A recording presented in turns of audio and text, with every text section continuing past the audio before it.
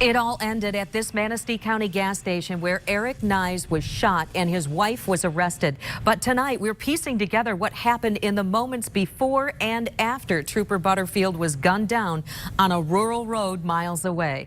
24-hour News 8's Leon Hendricks is live in Ludington tonight, laying out the timeline and talking with the man who saw the suspects moments after the shooting. Leon?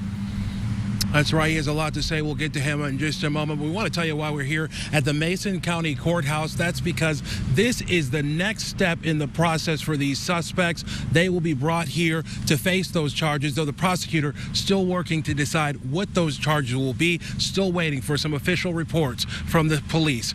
Still lots of questions, though, as to what really happened and why.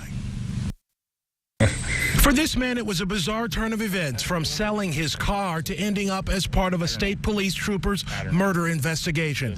Timothy Schultz is one of the only known people to have had contact with the suspects after police claim one of them shot Trooper Paul Butterfield to death. I'm thankful for, that there wasn't no conflict or anything here. Here's how yesterday's tragic events played out as we understand them. At around 6:20, Trooper Butterfield stopped the suspect's 1988 pickup here.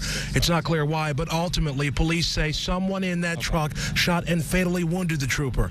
He laid along the highway for some 4 minutes until a driver saw him there. The Mason County Sheriff among those first on the scene. I knew it was bad because the sergeant and I had made eye contact, and I knew by looking at the seasoned veteran that this wasn't good. That's when the suspects traveled here to steal their next getaway car, a car that was for sale. Schultz tells us that suspects Eric Knysz and his wife Sarah had been there earlier in the day to test drive that car. They planned to buy it.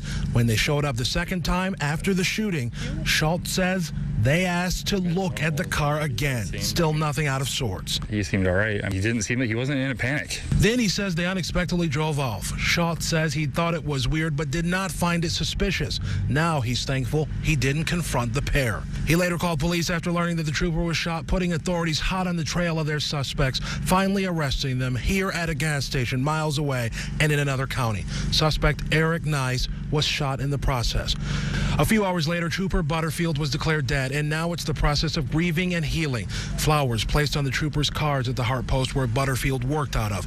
Some more public shows of support, others a small flower arrangement here, more private, assuring those who remain to protect us all. Goodness will prevail out of this. So as far as what the next step will look like, there is some confusion, a couple of caveats because of the situation surrounding this case.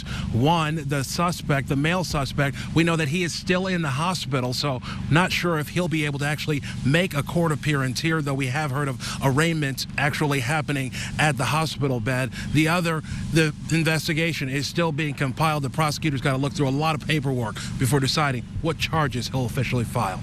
Reporting live in Mason County, Leon Hendricks, 24-hour News 8.